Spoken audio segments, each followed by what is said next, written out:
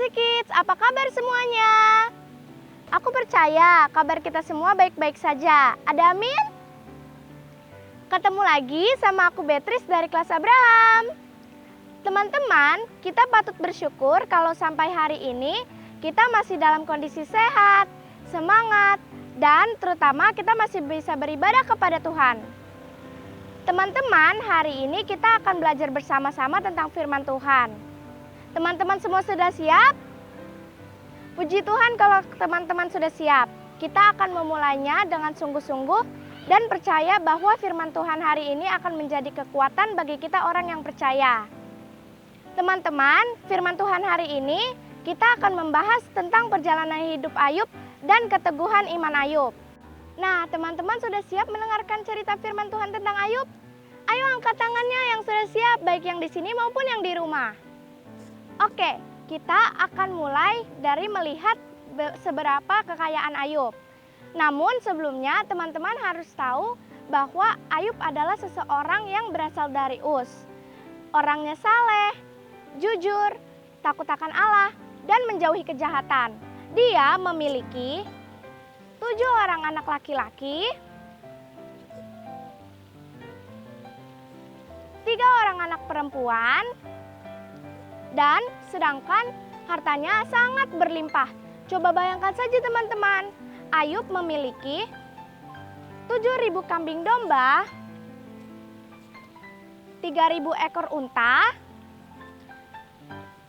500 pasang lembu, yang berarti 1.000 ekor lembu, dan dia memiliki 500 keledai betina. Ayub juga memiliki budak-budak yang sangat banyak. Namun, teman-teman tahu nggak? Anak-anak Ayub ini mempunyai kebiasaan yaitu berpesta pora bersama saudara-saudaranya baik yang laki-laki maupun yang perempuan. Karena Ayub sebagai orang tua yang takut akan Allah dan menjauhi kejahatan, merasa bahwa anak-anaknya telah melakukan hal-hal yang tidak berkenan kepada Tuhan. Oleh sebab itu, Ayub mempersembahkan korban bakaran sebagai penebusan dosa yang telah dilakukan anak-anaknya. Suatu hari, datanglah anak-anak Allah ke hadapan Tuhan, dan di antara mereka ada juga iblis yang mengikuti. Tuhan bertanya kepada iblis, "Dari mana engkau?" Dan iblis pun menjawab, "Dari mengelilingi dan menjelajahi bumi." Tuhan bertanya kembali kepada iblis, "Apakah engkau memperhatikan hambaku Ayub? Sebab tiada seorang pun di bumi ini seperti dia, yang demikian saleh, jujur, takut akan Allah, dan menjauhi kejahatan." Iblis pun bertanya kembali kepada Tuhan, "Apakah ketika dia tidak diberkati dan tidak punya apa-apa tetap takut akan Allah? Bukankah engkau yang memagari dia dan yang memberkati dia dengan berlimpah-limpah?" Iblis mulai mempengaruhi Tuhan untuk mendatangkan ujian, pencobaan, penderitaan untuk Ayub. Kata iblis kepada Tuhan, "Coba sekarang jamahlah apa yang dia punyai, dan dia pasti akan mengutuki engkau di hadapanmu." Maka datanglah firman Tuhan kepada iblis, "Segala yang dia punyai ada dalam kuasamu, tapi janganlah engkau mengulurkan tanganmu terhadap dirinya." Kemudian pergilah iblis dari hadapan Allah. Dari sinilah bencana demi bencana datang menguji Ayub. Ketika anak-anak Ayub sedang berpesta dengan saudara-saudaranya, datanglah orang-orang Sheba menyerang lembu dan keledai betina, merampas habis semua penjaga dengan mata pedang.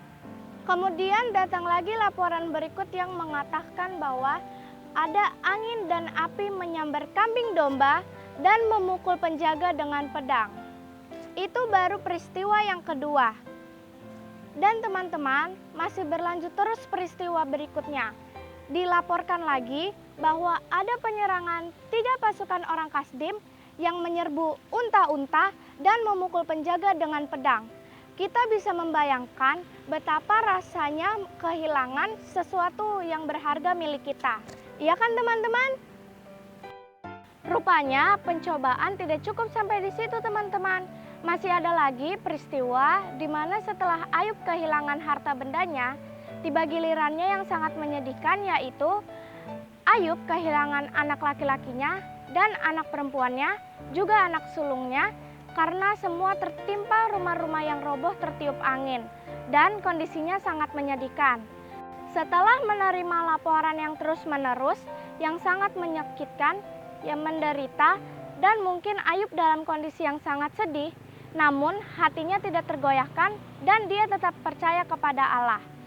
Dan teman-teman mau tahu apa yang terjadi pada Ayub dalam situasi dan kondisi seperti ini?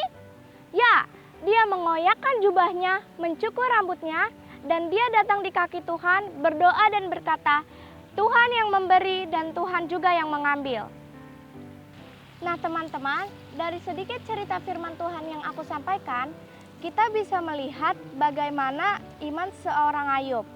Apapun cobaan yang dia alami, harta benda habis, anak-anaknya semua mati, Ayub tetap tidak meragukan kasih Tuhan dan kuasa Tuhan.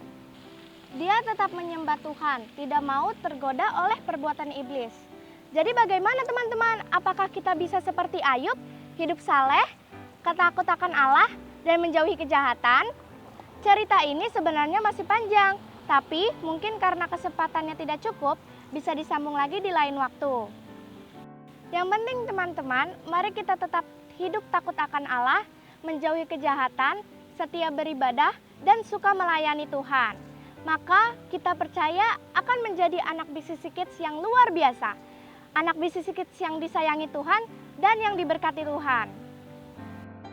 Oke teman-teman, sampai di situ dulu ya firman Tuhan hari ini. Jangan lupa selalu berdoa, jaga protokol kesehatan, selalu mencuci tangan, selalu makan makanan yang sehat, jaga jarak, dan kalau keluar rumah pakai masker ya. Tuhan Yesus memberkati. God bless you.